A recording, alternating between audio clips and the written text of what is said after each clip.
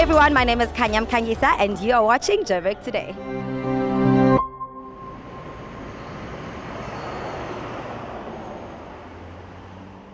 From styling the music sensation Akon to winning the Stylist of the Year in the year 2023, one thing about the Savage Stylist is that she walks what she talks.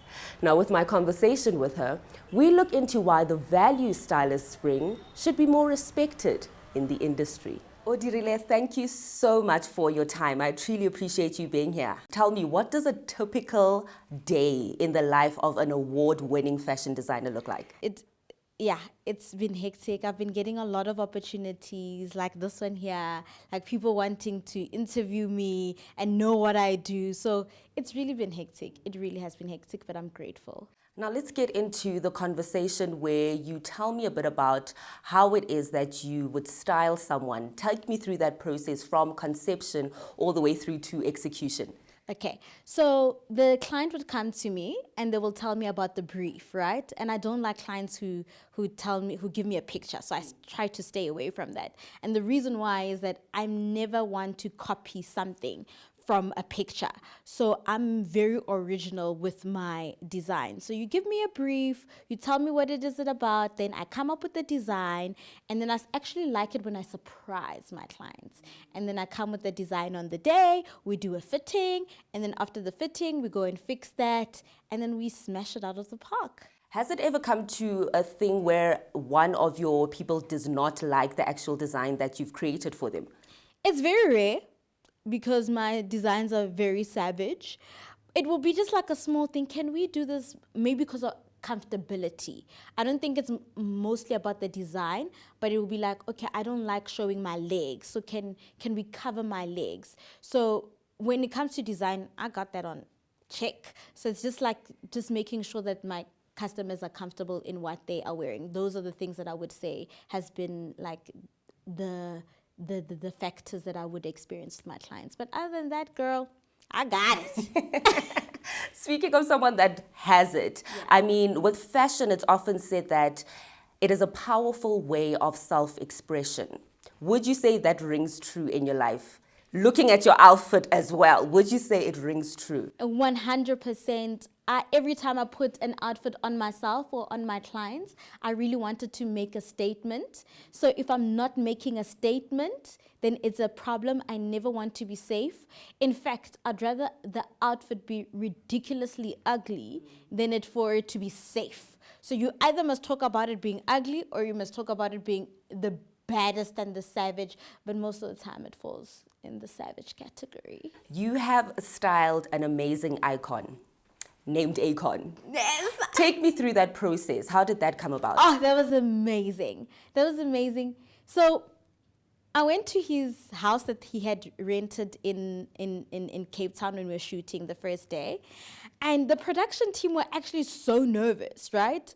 Because they thought that Akon would have been styled by somebody from that side. And I pitched, I really want to style Akon.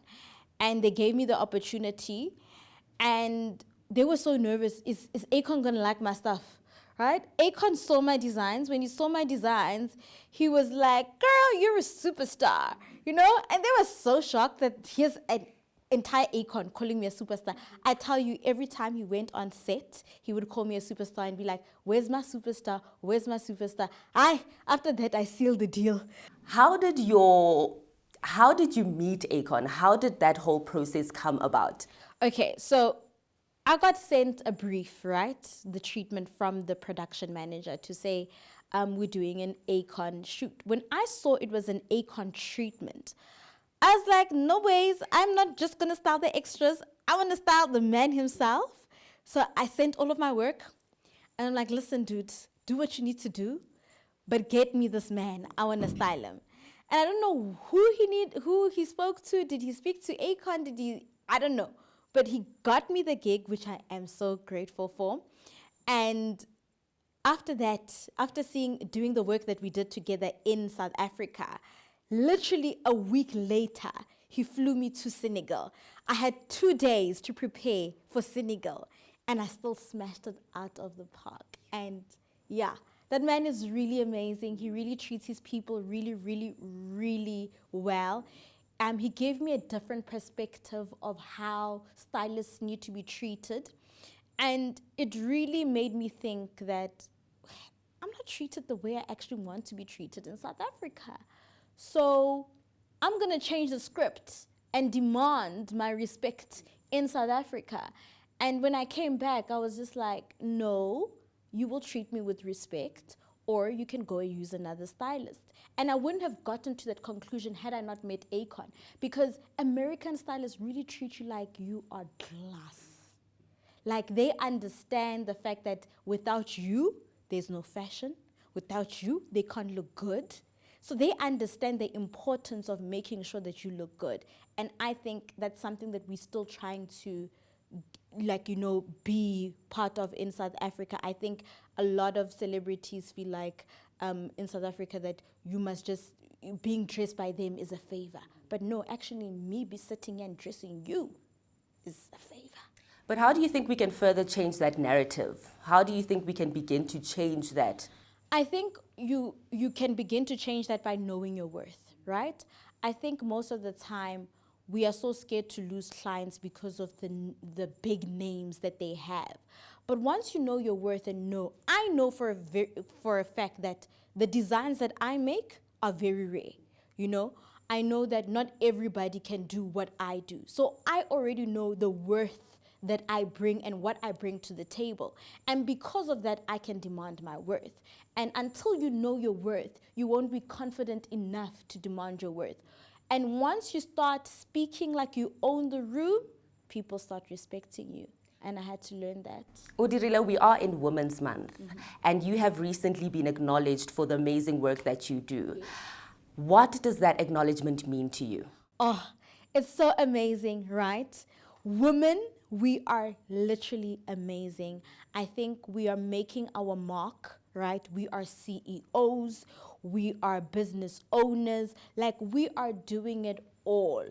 And if you think that you didn't see us, we are saying you're going to see us, whether you like it or not. We're going to be in your faces, and we're just going to do it really, really well. So getting that award on a Women's Month, it was something special. Amazing stuff. Now, what are some of the tips that you would give to someone that would like to go into the industry that you're in, but is kind of struggling to do so? Okay, so in the fashion industry, right, there is a lot of people who are doing the fashion thing. And you can easily become complacent in this industry. So my advice would be know what it is that you bring that is very different to the table. I know what I bring, and I know what I bring is very different. Until you bring something that's different, especially in the fashion industry, it is really going to be difficult for you to get to where you want to be, because you cannot be coming and doing something mediocre. So until you find that different, what makes you different, then I would say you will get where you want to be. Yeah. Spring, summer is coming. Yeah. Can you give us some styling outfits that we could look out for? Okay, so when I think about spring, I think about cutouts. Ooh, I love cutouts. I think about cutouts. I think about showing some leg. I think about showing a little bit of arms, but doing it in such a way that, hey, you don't understand what's happening. You see the way I look now. It's savage, but you don't understand. But I'm looking at colors, bright colors. In spring you gotta bring all the bright colors, some cute sandal heels that have spirals going up to your leg. I'm always thinking about the craziest thing, some hats that are literally in your face with you just see the eye and then the hat is here, those Beyonce moments. So yeah, we've been covered. We need to show some skin. We need to show some skin. Yeah. Odirile, before we wrap this up, you call yourself Odirile, the Savage Stylist. Yeah. Can you tell us how that name came about? Okay, so actually, I'm very soft-hearted. People who really, really know me, I'm very kind, I'm very soft-hearted. And I think in the beginning of my career, people used to take a lot advantage of my kindness, So I changed my name to the Savage Stylist because I now wanted to make sure that if you're going to come to me, I'm going to be savage about everything that I do, right? Savage about the clothes that I put on you, savage about my business, savage about being respected. So everything that I do needs to be the epitome of savage. And that's how I came up with the Savage. It's literally my alter ego. That's what it really is. Odirile, thank you so much for your time. We truly appreciate it. Thank you so much. It was amazing.